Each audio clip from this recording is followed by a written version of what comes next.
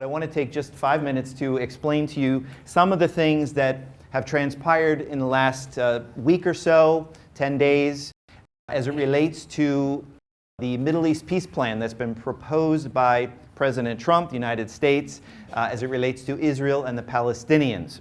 So, as you know, there was a peace plan that was put forward. President Trump and Prime Minister Netanyahu met in Washington, D.C.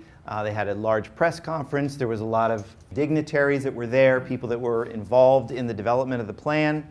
And there was a map that was released by the White House in connection to this proposed peace plan between Israel and Palestinians.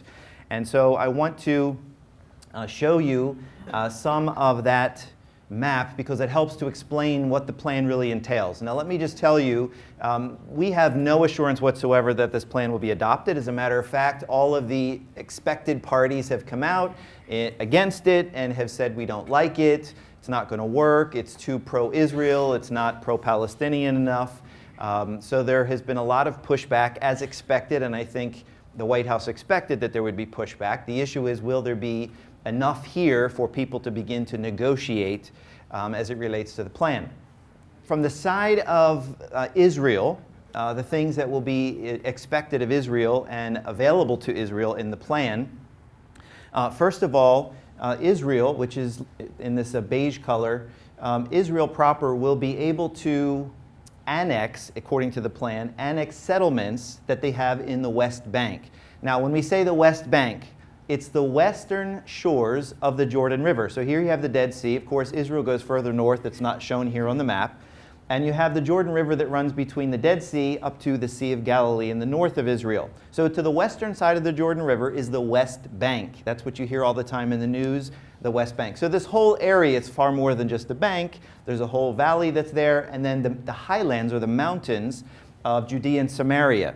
That's the West Bank. Now, you have a lot of Palestinian people who reside in the West Bank, but there are also Israeli so-called settlements where Israelis have gone into these areas, and many have lived there for many years, and they continue to expand. And so there are Israelis living in villages that have grown, some of them very sizable, particularly the ones close to Jerusalem, like Ma'ale Adumim, which is one that's been in the news recently. It's like a suburb of East Jerusalem, but it's technically in the West Bank. So first of all, you should know, before the peace plan was proposed, remember that President Trump moved the United States Embassy from Tel Aviv, which is up here, to Jerusalem, which was a huge step. The United States had government, Congress had voted many, many years ago to give approval to move our embassy from Tel Aviv to Jerusalem, and no president had done it up until President Trump took the courage and had the courage to do so. So the embassy was moved, the United States Embassy, to Jerusalem. He also annexed the Golan Heights, which is the mountain range to the east of the Sea of Galilee in northern Israel. Israel has controlled it for many, many years from the Syrians who use it to shell Israeli farm communities down below for many years. Israel controls the Golan Heights, the strategic mountain range to the north and east of the Sea of Galilee. And President Trump this past year said the Golan Heights is officially part of Israel proper, which is another very big step. And now President Trump in his plan is saying that Israel can annex into Israel proper the settlements that are located in these West Bank areas. And the plan says we don't want to move any people. So in other words, if there are Israelis living in settlements in the West Bank, they can stay where they are, and that those settlements would become part of Israel proper.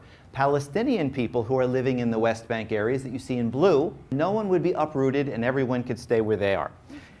In order to connect these two separate areas of Palestinian locations, the West Bank and the Gaza Strip over on the Mediterranean Sea, there is proposed in the plan to build a tunnel, if you can believe, a very, very long tunnel that will go from the West Bank areas across and under Israel to the area of Gaza. Now, with the settlements that have been annexed into Israel in the West Bank, essentially the Palestinians would be losing about 30% of their West Bank so-called territory. Okay? Biblically, I believe that all of this is Israel's, but in the political dynamics of today, in the modern time, the Palestinians control a large portion of this West Bank, and therefore they would be losing about 30% to the Israeli settlements. So to compensate for that loss, President Trump in his plan is proposing that Israel give to the Palestinians these two sections down here that you see, which is right along the Egyptian border, but still in Israel, in what is known as the Negev wilderness or the Negev desert. However, don't think it's a wilderness so you can't do anything with it. Israel is doing a lot with the Negev in farming, using drip irrigation, and bringing it back to life. So these two areas, one designed for high-tech manufacturing so that the people who live in Gaza, it's one of the most populated areas in the whole of the Middle East. Very densely populated area in Gaza with Palestinians, and of course embedded in there are terrorists and Hamas terrorists, Palestinian Islamic Jihad. But there are a lot of people who live in Gaza who just want to live their life, they want to raise their families, and they're not terrorists. So this gives them an opportunity to establish businesses and to build industrial facilities and to build their economy. That's part of President Trump's plan. It also proposes an area further to the south, residential and agricultural area where Gazans can go to find farmland and also can live in those areas as well. So in addition to that, President Trump in his plan says if the Palestinians agree to this plan, and if they renounce terrorism, and if they recognize Israel as a sovereign nation that has a right to exist, which it has not done to this point, but if the Palestinians do that and meet other criteria over the next several years, they can have their own Palestinian state, autonomous Palestinian state. And if they do all that, they will be given $50 billion to develop all of the infrastructure that we're talking about, to build businesses, to build their economy, and to improve the quality of their lives. So that is part of the plan in a very quick nutshell. There are lots of other components. Israel and Prime Minister Benjamin Netanyahu were excited to approve the plan, which he has done, and was excited to immediately start annexing these Israeli settlements into Israel proper, in addition to a very strategic part of the land, and that is the Jordan Valley. Everything, we talked about the West Bank, this is the actual West Bank, the shores of the Jordan, of the western side of the Jordan River, which is a very strategic long valley that runs all the way up Israel's border with modern-day Jordan. Israel says we cannot have defend our borders if we do not control the Jordan Valley.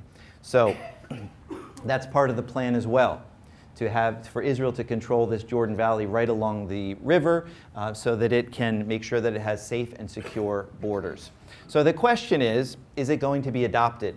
For Israel's part, they wanted to rush to annex these settlements right away. And the Trump administration said, wait a minute, not quite so fast. Let's wait until your upcoming Israeli elections take place between Prime Minister Netanyahu and the Blue and White Party, and Benny Gantz, who's running against him. And this will be Israel's third election because they have a stalemate and can't come up with who's going to be the prime minister and who will be the ruling party. So they have another election, a third one in less than a year, that's coming up just in the next few weeks. So we'll see what happens with that election. Both parties have said they support the plan. So whether Prime Minister Netanyahu's party or the Blue and White Party in Israel wins, they both say that they support this peace plan. The Palestinians, for their part, say, we're not even going to talk to the Americans, we're not going to talk to President Trump, we have no interest in this, it's dead on arrival. And the head of the Palestinians Mahmoud Abbas, went down to Egypt and met with the Arab world, the Arab League in Cairo, and it was all denounced by the Arab world. But you should know that there are several Middle Eastern and Arab states who actually want this plan. Those nations primarily are Egypt, Saudi Arabia, the United Arab Emirates on the Persian Gulf, and Oman. Those nations want to see the plan enacted because they want to normalize relations with Israel. Why? Because they all have a common enemy. Along with Israel, they have a common enemy, Iran.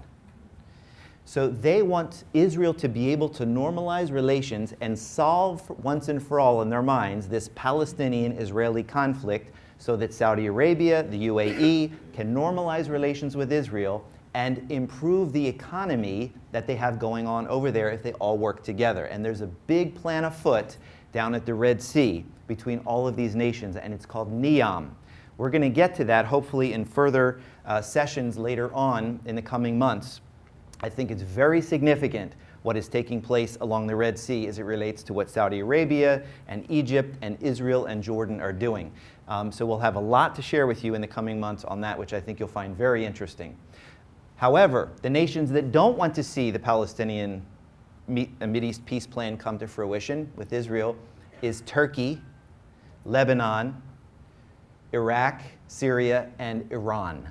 Those nations do not want to see it come to fruition because they want to continue to keep pressure on Israel, and by keeping the Palestinians in the situation that they currently find themselves in, they continue to keep pressure put on Israel with this conflict going on within Israel's borders. So that's what's happening. We'll see what develops. It's a very interesting scenario. All of it is moving us ever closer to the last days and the end of the age.